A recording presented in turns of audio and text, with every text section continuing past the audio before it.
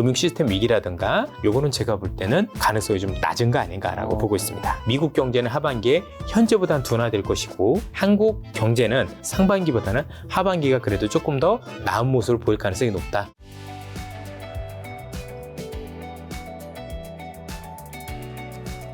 네, 이사님 오늘 처음 오시는데 금융시장과 주식시장 여러 가지 좀 이야기 여쭤보려고 하는데요. 최근에 이제 퍼스트 퍼블릭 은행 파산했잖아요. 네. SVB 이제 사태 전까지만 해도 많이 들어보지 못한 은행이긴 한데 좀 혹시 어떤 은행인가요? 사실 그 SVB, 즉 실리콘밸리 은행과 기반이 비슷하다라고 보시면 될 것 같습니다. 캘리포니아, 즉 샌프란시스코 중심에 있는 이제 미국의 중소형 은행이다라고 보시면 될 것 같고요. 뭐 전체적으로 뭐 우리가 알고 SVB와 더불어서 사실 그 국채를 많이 가지고 있는 뭐 그런 은행이라고 봐야 될 것 같고요. 뭐 통상적으로 놓고 보면 그냥 중소형 은행 중에 하나였고 기반 자체가 실리콘밸리가 좀 비슷했다. 이런 공통점을 가지고 있는 은행이라고 보시면 될 것 같습니다. 그럼 그 은행이 파산한 배경도 실리콘밸리랑 뭐 흡사하다고 보면 되는 걸까요? 사실 그 연장선상에 있다라고 봐야 되겠죠.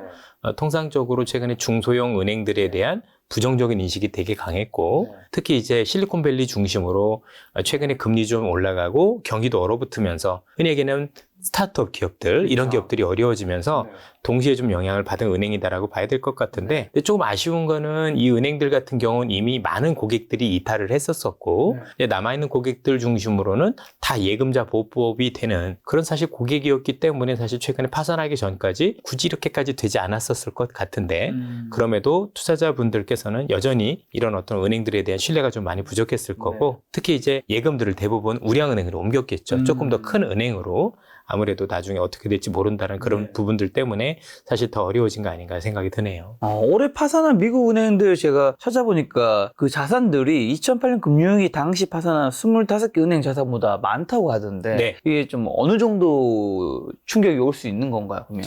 근데 사실 그 당시하고 지금하고 조금 전 차이를 있다라고 좀 봐야 되는 게 뭐냐면 은행 자체가 파산한 거지 사실 그 고객들 자산이 부실해지거나 이런 건 아니었었거든요. 그리고 이 은행들이 파산을 했다고 하지만 파산하면서 이 은행들이 갖던 모든 자산은 또 고스란히 대형 은행에 많이 인수되지 않았습니까? 왜냐하면 잘 아시다시피 이들 은행이 가지고 있던 대부분의 자산들이 우리가 알고 있는 미국 국채거나 또는 MBS라고 불리는 주택 저당 채권이거나 이런 것들이었기 때문에 이전에 은행들 파산할 때 가지고 있던 부실 자산은 완전히 휴지였던 거잖아요. 이런 것들하고 제가 볼 땐 동일시하기에는 조금 다른 부분이 있지 않느냐라는 생각이 좀 많이 들고 사실 이 충격을 얘기를 하려면 은행 간의 충격에서 가장 중요한 부분은 항상 제일 위험한 게 신용 경색이라는 겁니다. 우리가 알고 있는 2008년 금융위기라는 것 자체가 사실은 신용위기하고 같은 얘기라고 보셔도 될 것 같은데 신용위기라 하면 미국을 비롯해서 그 신용위기가 일어난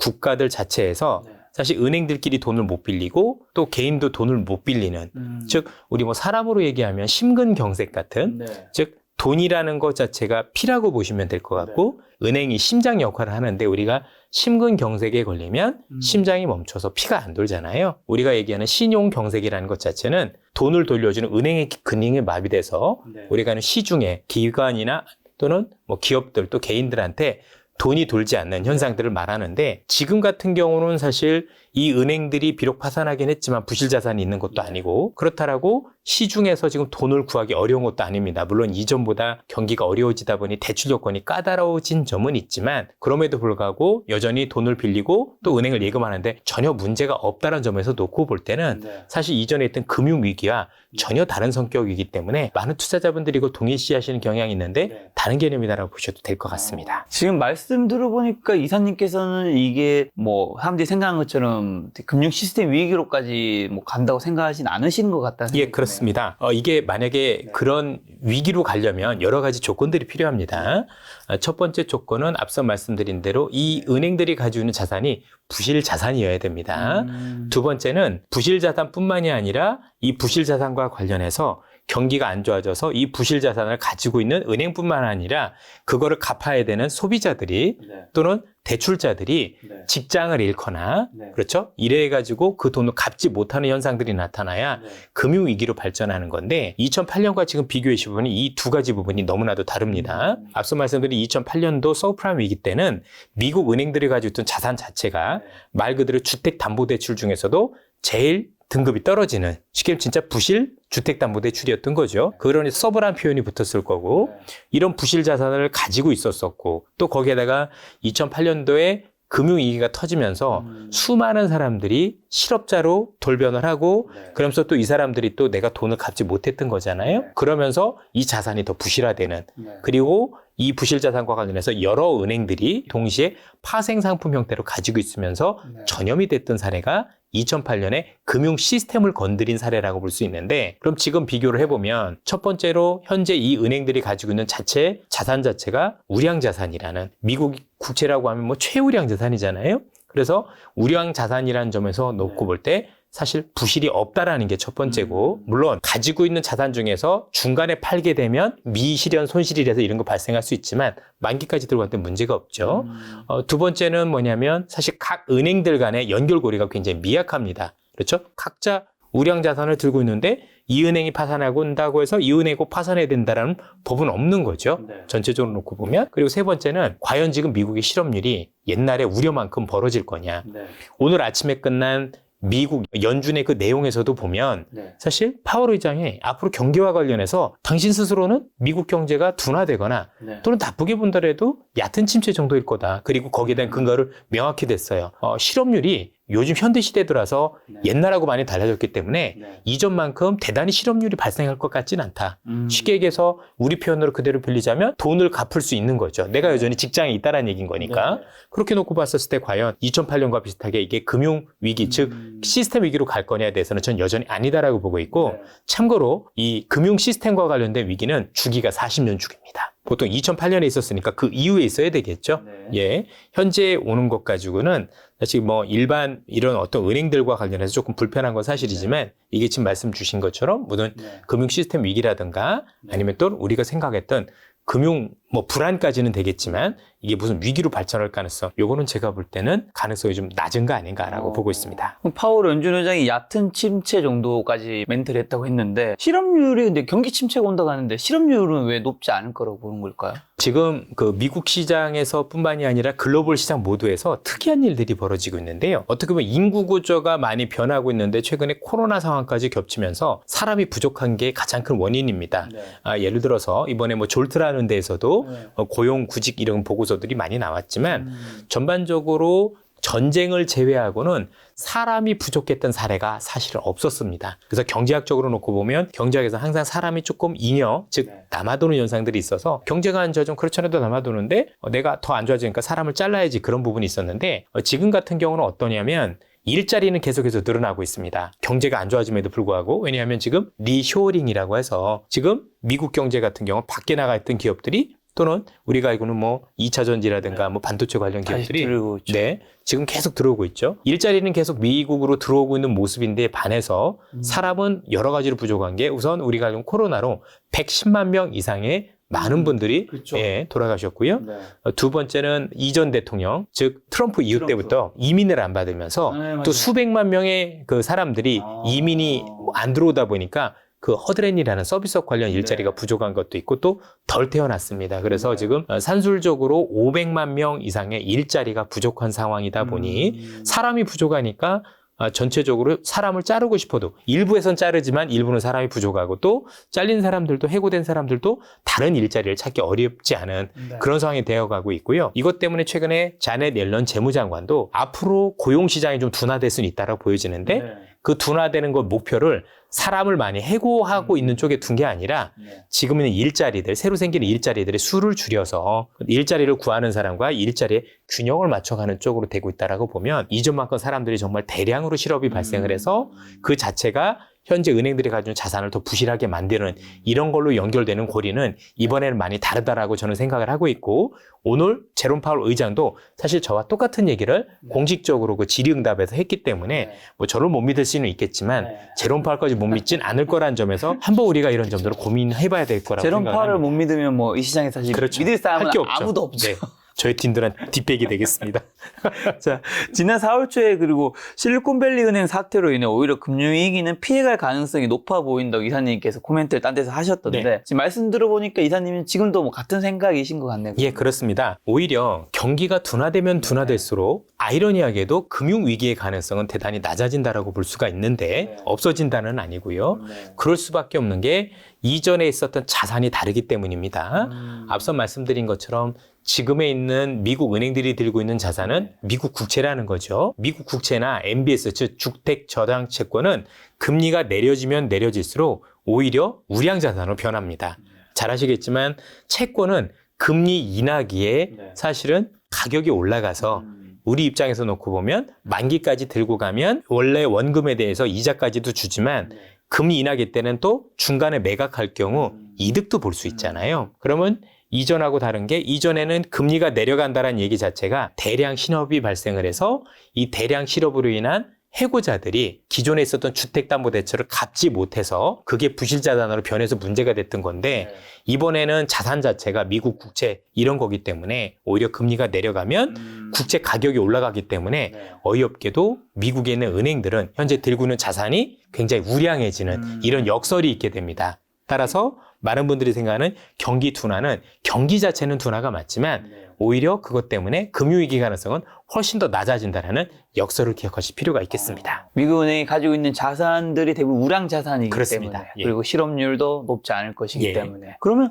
앞으로는 파산할 수 있는 미국의 은행의 숫자는 좀 더 남아있다고는 보세요. 그래도 예. 거기에 대해서는 뭐 이견은 없습니다. 아무래도 중소형 은행들 같은 경우는 아직도 이런 불안함들이 있을 거고 이번에 퍼스트 리퍼블릭 은행 자체가 또 여전히 파산을 하면서 많은 분들이 나는 여전히 중소형 은행을 거래하는 게 좀 되게 좀 불안해. 그러니까 조금 더 가보자라고 해서 몇 개의 은행이 더 그럴 가능성은 있겠죠. 몇 개라고 말씀을 드리긴 어렵지만 그러나 그 자체가 뭔가 금융위기로 비화가 된다거나 또는 금융 시스템을 건드리는 것까지는 가지 않을 거다라 보고 있습니다. 그러면 만약에 미국에서 어느 정도 은행 정도가 만약에 이런 일이 터지면 이거는 위험할 수 있는 걸까요? 지금 아무래도- 중소형 은행이기 때문에 큰 그렇죠. 문제는 없다고 네네. 말씀하시는 네. 것 같아서 현재 우리가 생각하는 아주 커다란 은행들, 예를 들면 JP 모건이라든가 골드만삭스라든가 뭐 이런 초거대 은행들이 문제가 생길 때 이런 일들이 될 수 있을 것 같은데 근데 또 이런 은행들은 이런 자산들이 없습니다. 왜냐면 아시겠지만 이번에 사태의 또 핵심 중에 하나는 이런 거였었어요.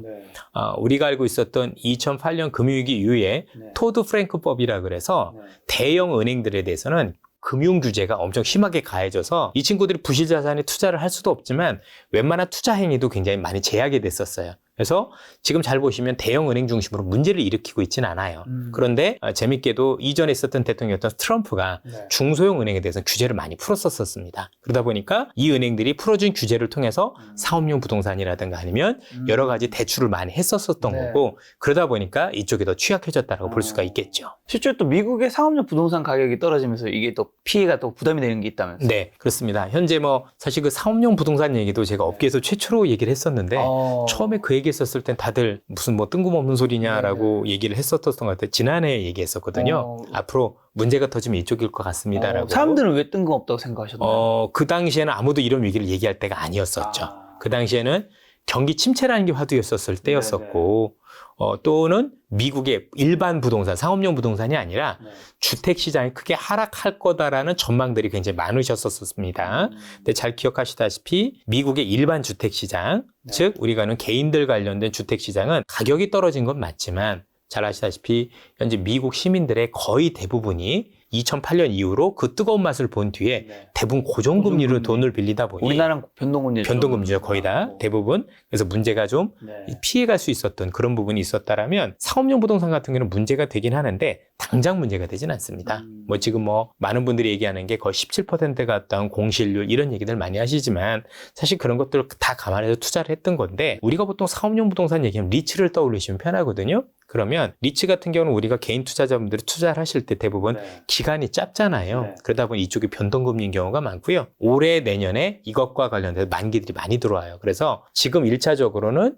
이 상업용 부동산 관련된 그 돈을 빌린 이 대출자들이 이 차원 발행을 좀 더 낮게 할 수 있느냐. 즉 낮은 금리에서 차원 발행이 가능하면 이 위기는 없어지지는 않지만 사실 당장 일어나거나 그러진 않고 좀 수면 아래로 좀 내려간다 이렇게 보시면 될 것 같고 그 처음 발행되는 시점에 현재 있는 시중금리가 대단히 높다라면 문제를 일으킬 수도 있겠죠. 그런데 잘 아시다시피 미국의 상업용 부동산이든 아니면 일반 개인 주택과 관련된 30년 모기지물이든 또는 학자금 관련 이러는 그 금리든 이 모든 것들은 다 미 국채 10년물하고 똑같이 연동이 됩니다. 그런데 최근에 미 국채 10년물 금리를 보면 계속해서 아래로 향하고 있죠. 아래로 향하고 있다는 얘기는 현재 상업용 부동산과 관련된 이 대출자들이 차원 발행을 할 때 조금 더 유리해지는 쪽으로 방향이 흐르고 있다라고 보셔야 될 것 같고 아마 연말로 갈수록 이 금리는 생각보다 많이 낮아질 개연성이 높습니다.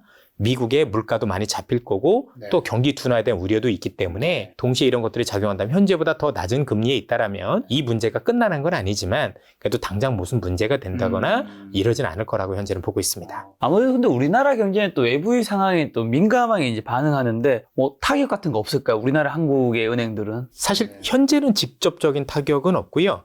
다만 미국의 상업용 부동산은 우리나라 증권사들이 투자해 놓은 게 꽤 있어요.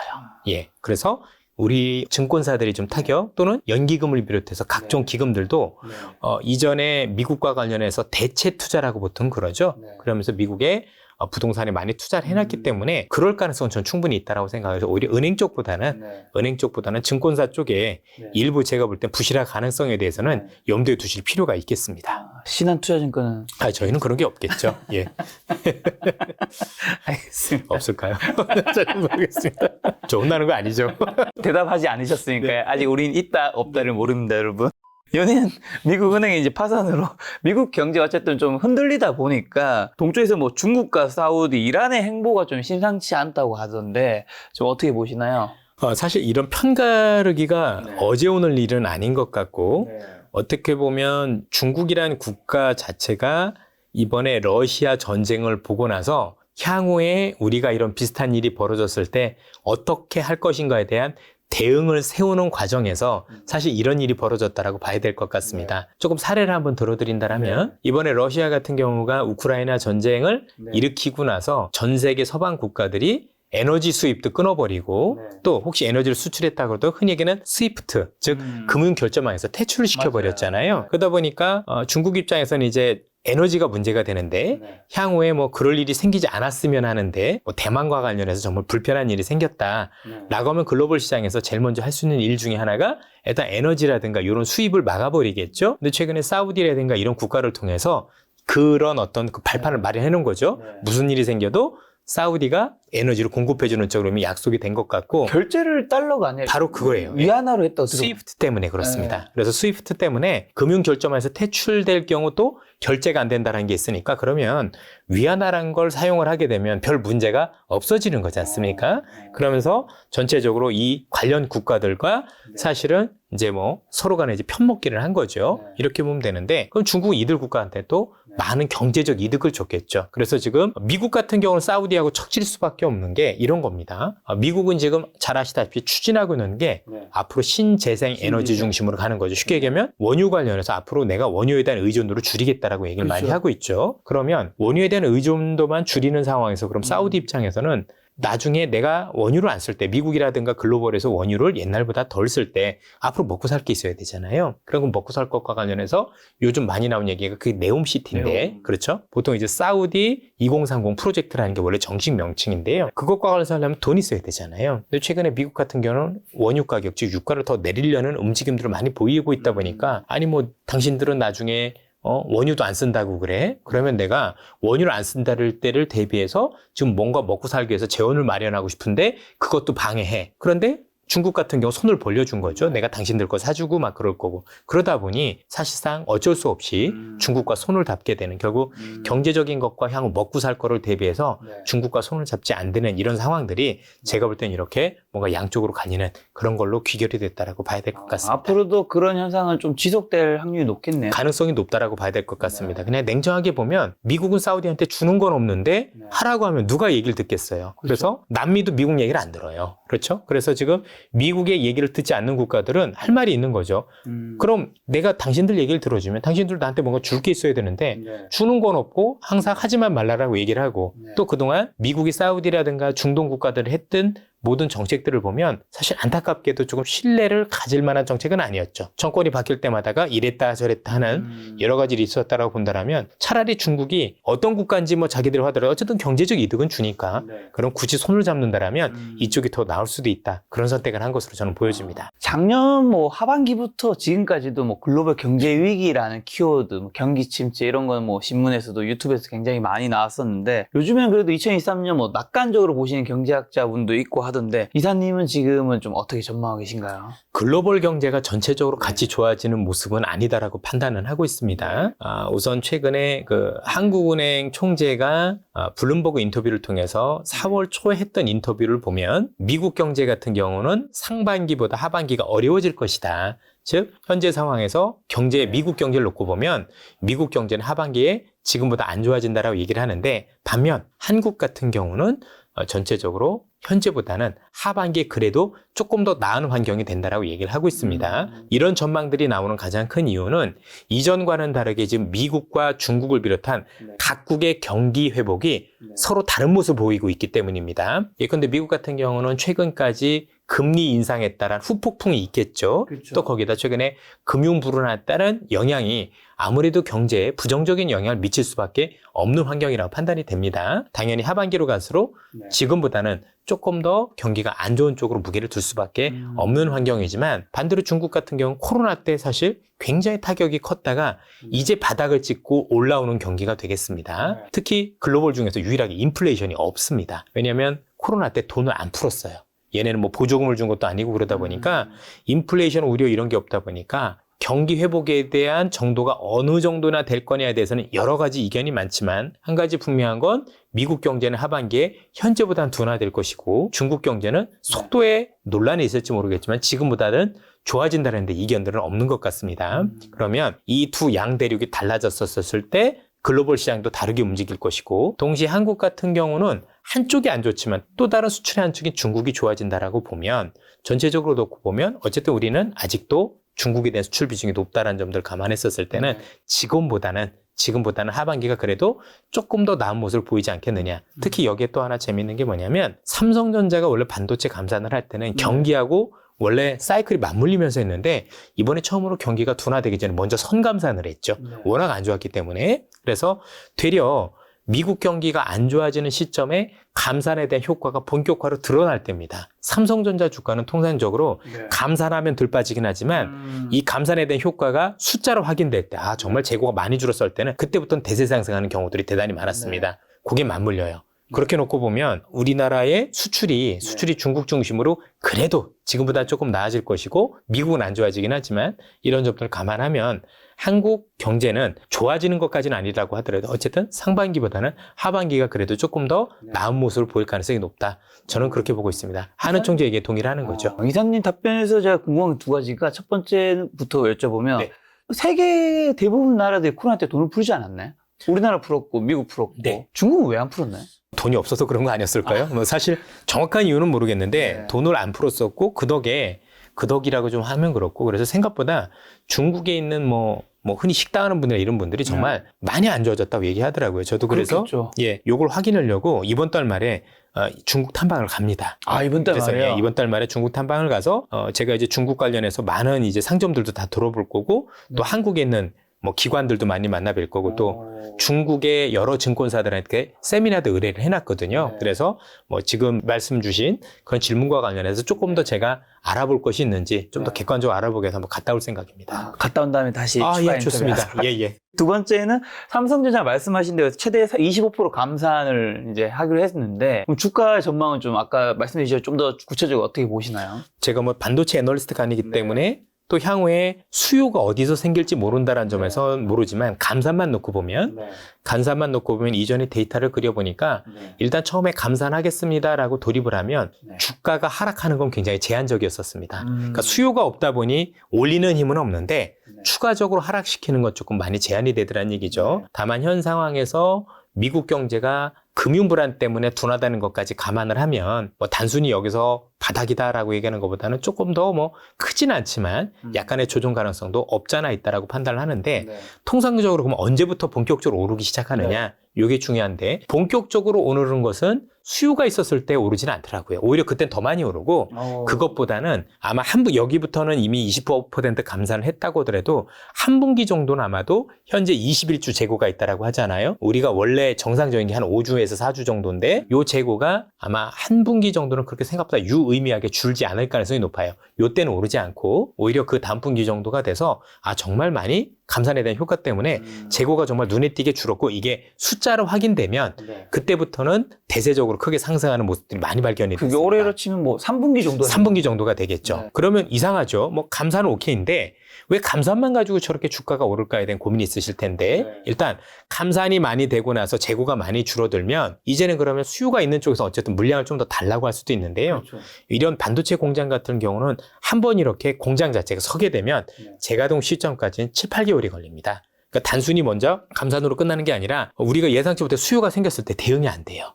그러다 보니까 재고는 없고 수요는 늘어난다고 하면 가격이 굉장히 천정부지로 뛸 수 있을 가능성도 있는 거죠. 이런 것들을 반영하다 보니까 전반적으로 3분기 정도에 즉 유의미하게 지금 재고가 확실히 크게 줄었습니다. 숫자 나오면 그때부터는 제가 볼 때는 전자는 안심하고 제가 볼 때는 들고 가셔도 될 것 같습니다. 그리고 또 다른 데서 경기 침체를 의도적으로 만들 순간이 왔다 뭐 이런 코멘트 하셨던데 요건 어떤 의미인가요? 사실 경기 침체가 일정 부분이 와야 이게 이제 미국 얘기겠죠. 그렇죠?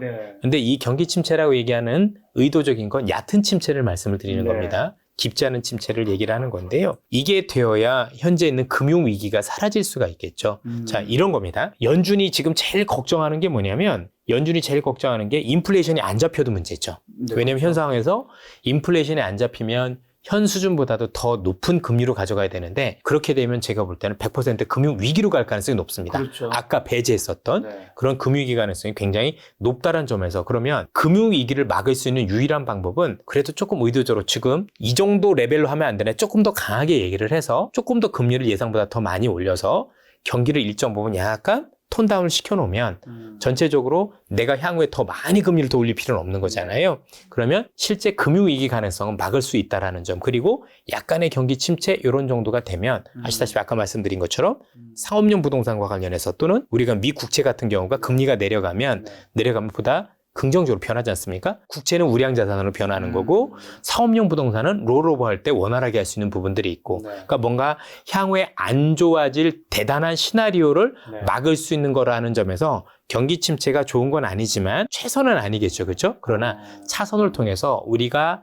예상할 수 있는 아주 큰 위험들을 막기 위한 정책으로 제가 볼 땐 일부러 의도적으로 어느 정도는 경기를 조금 더 톤다운 시키는 거 아닌가 이런 얘기를 했던 겁니다. 좀 연준에서 의도하는 바가 얕은 경기 침체 맞습니다. 정도는 그래야지 더 큰 위기가 안 온다. 그렇다라고 좀 봐야 될 것 같죠. 뭐 어설프게 경기에 대응했다가 진짜 물가가 다시 오르기라도 하면 뭐 금리를 안 올릴 수도 없고 누가 봐도 이 정도 금리에서도 최근에 실리콘밸리 은행 이런 위기가 생겼는데 더 높아지면 더 큰 위기가 올 수 있다라는 건 상식적으로도 알 수가 있는 거잖아요. 궁극적으로는 금리를 더 안 올리게 해주는 유일한 방법은 투자자들이 볼 때도 아니면 많은 분들이 보실 때 야 경기가 안 좋은데 무슨 금리 올려 라는 어떤 당위성이 있다라면 인플레이션 우려가 저절로 사라지는 거니까 결국 그러려면 우리 눈에서 우리 또 귀에서 경기 침체란 단어가 인플레이션보다 더 높게 형성이 되어야 이런 일들을 막을 수 있다고 보고 있죠. 지금 얕은 경기 침체를 뭐 어느 정도 유도하는 게 있다면 사실 그게 경제 위기를 막기 위한 거일 텐데 경제 위기가 오는 뭐 공통점 같은 게 있을까요? 혹시? 네, 있습니다. 가장 중요한 게 금융 위기가 올 때 제일 중요한 건 역시 누가 보더라도 실업률하고 연관이 굉장히 큽니다. 앞서도 말씀드렸지만 결국 금융 위기가 온다라는 얘기는 현재 금융권의 부실이 커진다라는 의미하고도 같은 걸 거고요. 금융권의 부실이 커지기 위해서는 결국 대출해준 자산들이 부실해지는 건데 대출해주는 자산이 부실해지는 가장 큰 원인은 사람들이 돈을 갚지 못해서이기 때문입니다. 그러면 돈을 갚지 못하는 유일한 조건은 내가 직장에서 해고되는 것밖에 없거든요. 그렇죠. 직장에 내가 다니고 있으면 힘들어도 돈을 갚을 수 있기 때문에 이렇게 연결시켜보면 되실 것 같아요.